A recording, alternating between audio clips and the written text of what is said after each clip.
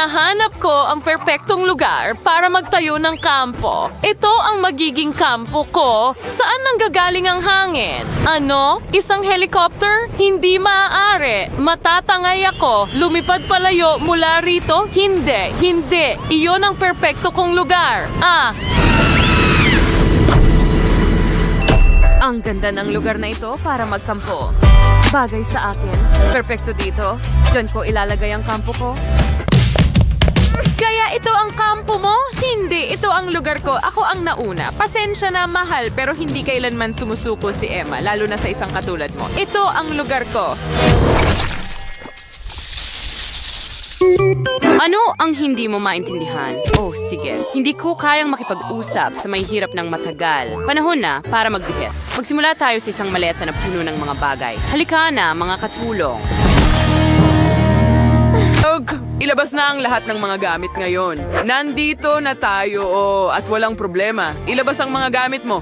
Halika, tulungan mo ako, Kenny. Oo naman. Oh, bakit ang haba nito? Oh, nagawa ko. Sige, ngayon magtatayo na tayo ng tent.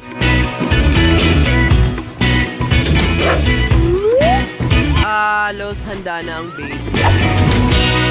At perpekto. Halika, nariyan ang butas mismo.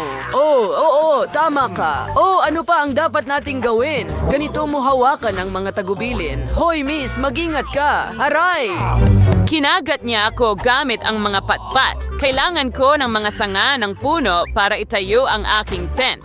Sige, ilalagay natin ito dito. Magaling, ikonekta ang mga sanga. O hindi ito gumagana. Ano ang dapat kong gawin? Kailangan kong alalahanin ang natutunan namin sa mga aralin sa sining. Kaya ko itong gawin. Oh, hindi. Tara na. Huray, gumana ito. Hindi. Isa itong bangungot. Wala akong swerte. Sige, subukan ulit pero magdagdag tayo ng mas maraming sanga. Ganyan lang. Sige, at huray, naging mas matatag ang disenyo. Ngayon, kailangan na lang itali ang lahat gamit ang lubid. Astig!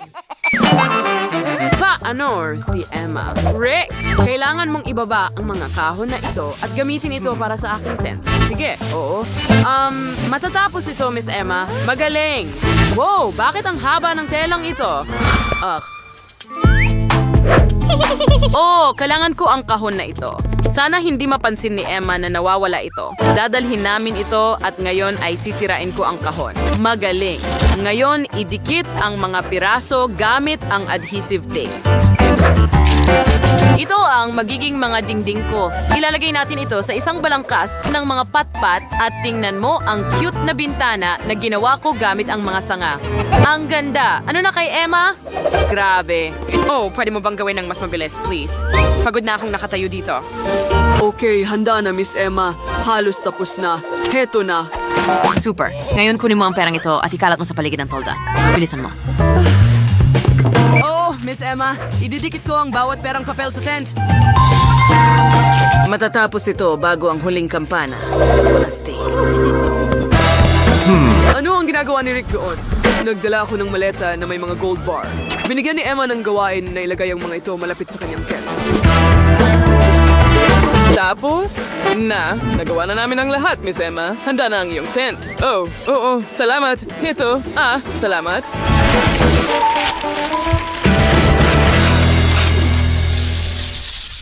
Anong klaseng karpet ang ilalagay ko sa loob? Pink o puti? Pink o puti pa rin. Napagpasyahan na. Mga katulong, ilatag ang karpet na ito sa loob ng aking tolda at bilisan ninyo. Siyempre, ilalagay namin ang carpet na ito. Bagay ito sa akin.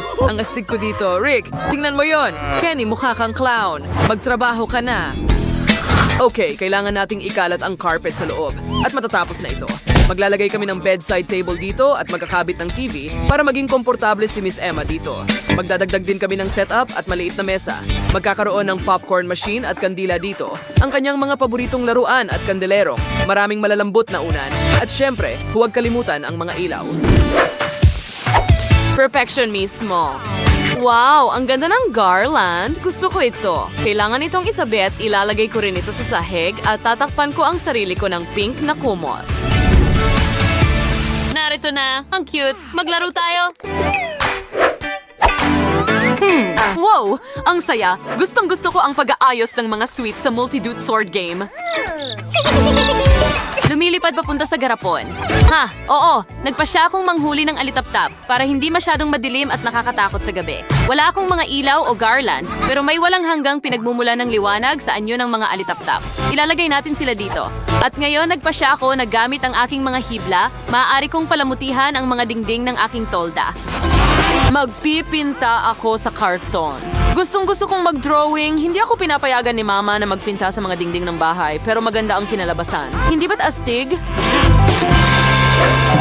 Okay, gumawa ako ng garland ng mga bulaklak at isasabit ko ito sa itaas. Ang bango dito ngayon, nakahanap din ako ng perpektong tuod at pwede akong umupo dito. Tingnan mo.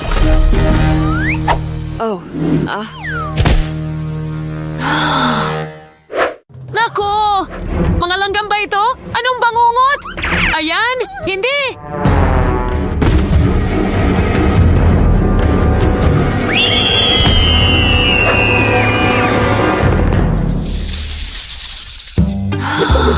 Pagod na ako at ang init-init sa kagubatan. Panahon na para magpahinga. Oh, perpekto. Ngayon, nagugutom na ako. Naghahanda na, Miss Emma. Maaari mo na itong ihain ngayon. Ang iyong steak na may kamatis, patatas at romero ay handa na. Mag-enjoy sa iyong pagkain. Oh, mukhang masarap. Salamat. Pero, kailangan ko rin ng inumin. Ayusin ko ang problemang ito. Kailangan kong buksan ng Coke. Bigyan mo ako ng 1 segundo. Sige na, hindi ka sapat na malakas. Ayusin ko ang problemang ito. Bigyan mo ako ng 1 segundo. Oh, hindi. Ano ang ginawa mo? Oh, pasensya na. Nakakatawa yon. Sige, magpatuloy na ako sa aking gawain. Kailangan kong makakuha ng apoy. At sobrang gutom na ako. Gusto kong magluto ng kung ano. Pero paano ako gagawa ng apoy? Sige, mag-iisip ako ng paraan ngayon. Oh, hayaan mo akong maghanap ng pagkain. Dapat marami nito sa kagubatan. Wow, mga berry! Astig! Ang sarap. Gusto ko pa. Ha? Salamat. Sandali, ano? Sino yan? Isang gorilya? Tama na!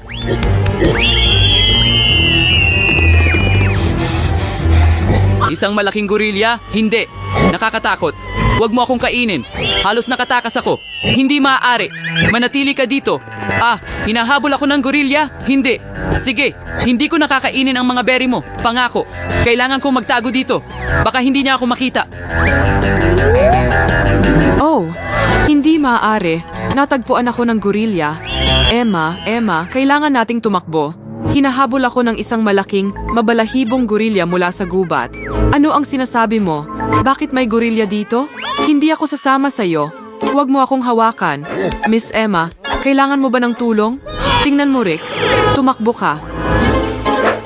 Sandy, walang mga gorilya sa kagubatan. Kung ganoon, sino yon? Isang malaking mabalahibong gorilya na nagdala sa amin ng ilang berries. Mayroon din kaming ilang saging.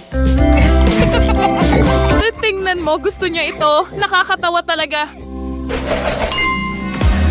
Nagustuhan mo ba ang aming video? Pindutin na ang like button at mag-subscribe sa aming channel. Kita kits mamaya!